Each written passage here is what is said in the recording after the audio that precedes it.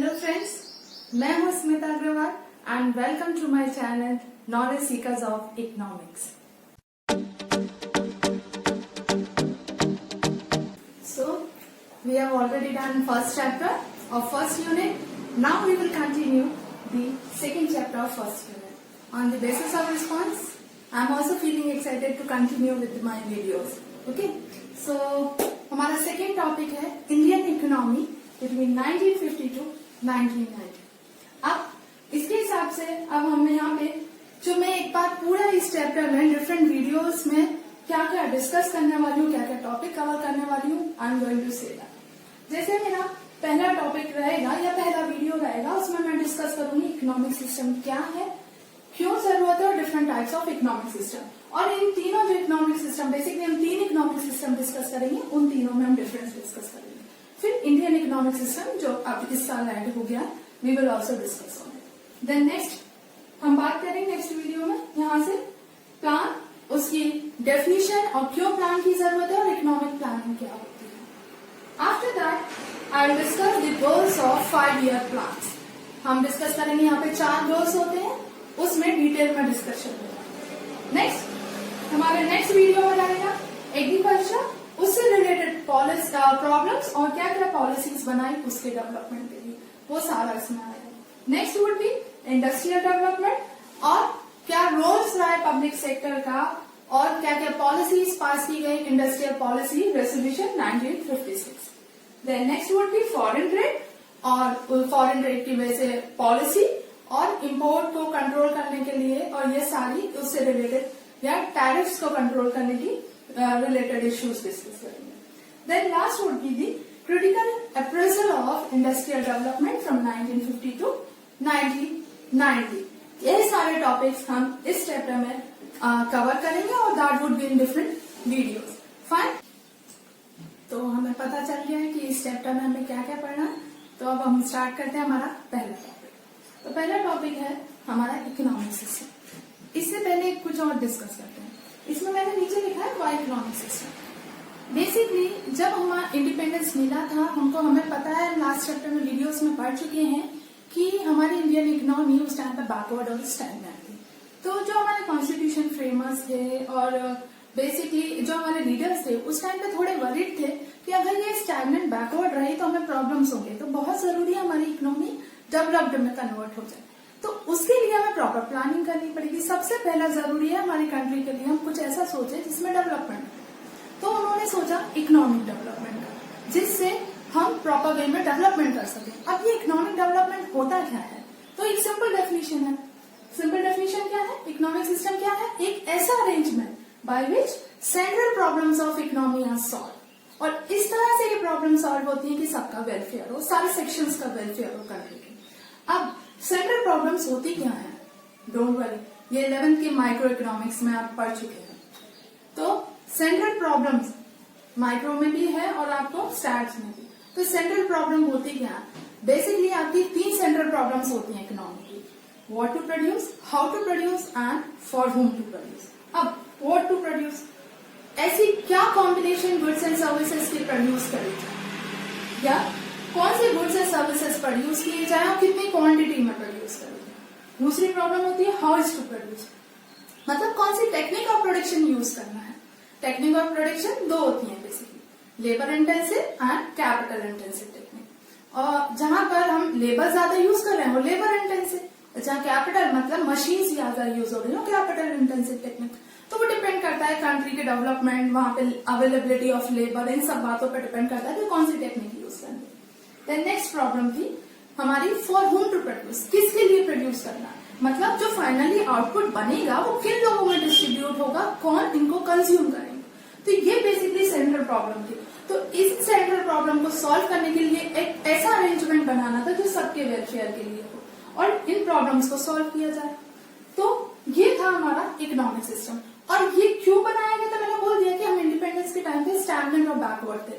तो हमारे लीडर्स को ये डर था कि ये स्टैग्नेंट और बैकवर्ड इकोनॉमी को कैसे हम डेवलप में कन्वर्ट करें, उसके लिए हमारा प्रॉपर इकोनॉमिक डेवलपमेंट की जरूरत है। अब नेक्स्ट था types of economic system. Economic system 3 तरह के होते हैं basically, that is the capitalist या मार्केट,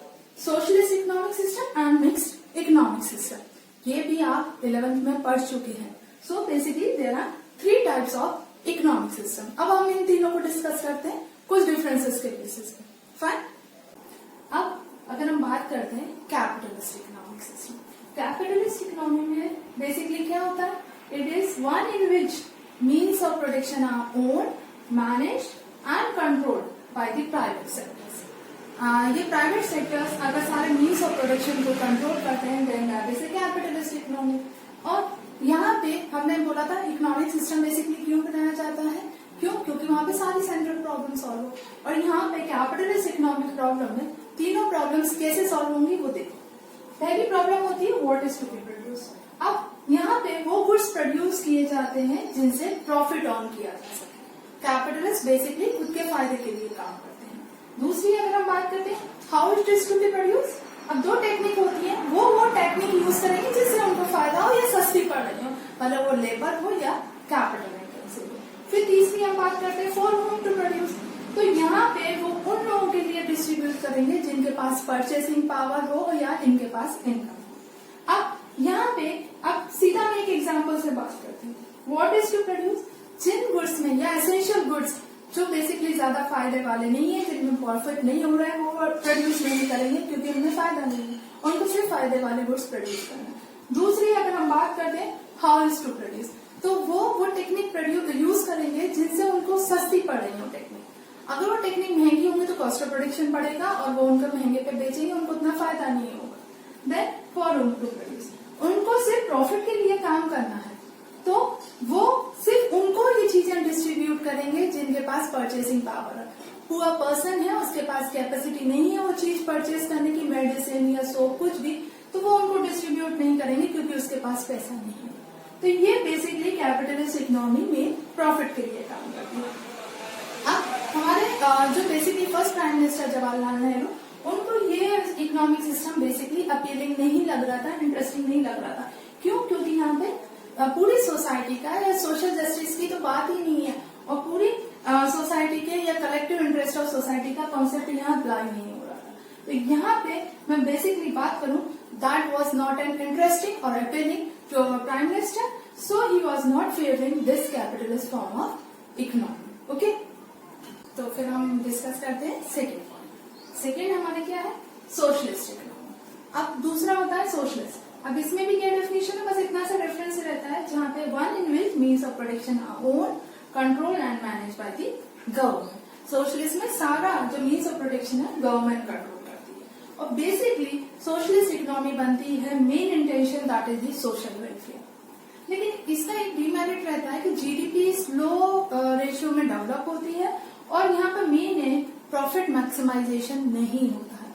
कुछ कंट्रीज हैं जैसे सोवियत यूनियन ये सब प्रोसेस अडॉप्ट कर रही है. देन अगर मैं बात करती हूँ यहाँ पे सेंट्रल प्रॉब्लम, 3 सेंट्रल प्रॉब्लम होती है. What is to produce, how is to produce and for whom to produce. अब क्या प्रोड्यूस करना, व्हाट इज टू प्रोड्यूस, यहाँ पे गवर्नमेंट डिसाइड करता है, वो भी सोसाइटी की नीड के हिसाब से. यहाँ उनका काम प्रॉफिट मैक्सिमाइजेशन नहीं होता है.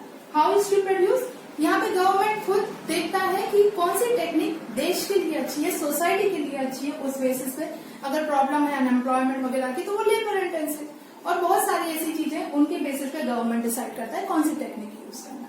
Third for whom to produce, यहाँ पे बेसिकली गवर्नमेंट प्रोड्यूस करता है उन लोगों के लिए या आउटपुट उन लोगों के लिए डिस्ट्रीब्यूट किया जाता है on the basis of need. ये ऐसा जरूरत नहीं है परचेसिंग पावर या इनकम. यहाँ पे चीजें प्रोड्यूस करी जाती है उन लोगों के लिए या उन लोगों को डिस्ट्रीब्यूट की जाती है जिनको उनकी जरूरत है. और कई बार सोशलिस्ट इकोनॉमी में बेसिकली गवर्नमेंट एसेंशियल नीड्स होती है, मेडिसिन होती हैं, वो सारी खुद फ्री में डिस्ट्रीब्यूट भी करते हैं as per the need of the society. तो यहाँ पे अगर मैं सोशलिस्ट इकोनॉमी की बात करूं तो मेन कॉन्सेप्ट होता है equity and social justice. So difference इसमें सिर्फ गवर्नमेंट का है कि यहाँ पे सारा means of production government control करता है, सब कुछ बेसिकली सोसाइटी की नीड के हिसाब से गवर्नमेंट डिसाइड करता है. ओके, तो हमारा थर्ड कौन सा है? थर्ड है मिक्स इकोनॉमी. मिक्स इकोनॉमी को बेसिकली इंडियन इकोनॉमिक सिस्टम भी मिक्स इकोनॉमी है. यहाँ पे बेसिकली अगर इसकी डेफिनेशन की बात करती है तो यहाँ पे one in which means of production are own, control and manage jointly by the government and private sector.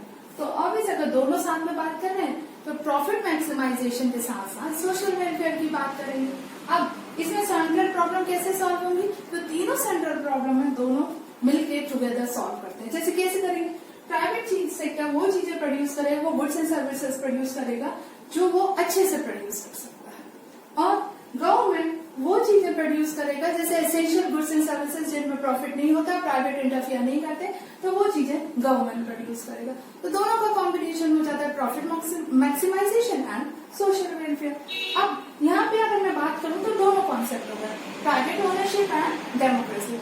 अब जवाहरलाल नेहरू जी को ये वाला कॉन्सेप्ट अपीलिंग लगा, क्यों? क्योंकि उनको लगा जैसे अगर हम बात करते हैं कैपिटलिस्ट इकोनॉमी में general quality of the life और quality standard of living of rest of the people is neglected. अब उसमें ये डेमेरिट था। अब अगर हम बात करें सोशलिस्ट में प्राइवेट ओनरशिप को एनकरेजमेंट नहीं किया जाता था, लेकिन हमारी कंट्री जो डेमोक्रेटिक कंट्री है तो उसमें वो चाहते थे कि प्राइवेट का भी ध्यान चला जाए और पब्लिक को भी फोकस किया जाए। तो दोनों की चीजों को मिला के उन्होंने इस पे मिक्स इकोनॉमी पे फोकस किया, इसीलिए प्राइवेट ओनरशिप भी एनकरेज हो गई और डेमोक्रेसी भी। तो ये सारा कॉन्सेप्ट मिला के हमारा Indian economic system basically mix economy है। लेकिन इसमें बोला जाता है मिक्स इकोनॉमी में थोड़ी बहुत प्रॉब्लम करप्शन की होती है, तो ये basically that could be in any type of economy. So basically it has the maximum merits. So our ministers, basically leaders, we are focusing on the mixed economy, जहाँ पे every section or every part of the society would be included and profit maximization भी हो जाए और social welfare भी हो जाए। Fine. So now if you find this video satisfactory और आपको लगा कि आपको कुछ knowledge gain हुआ है, so don't forget to like, share and subscribe my channel. And any problem if you have regarding this video related to this topic, you can clear your doubt by commenting. Do comment. Take care. Goodbye.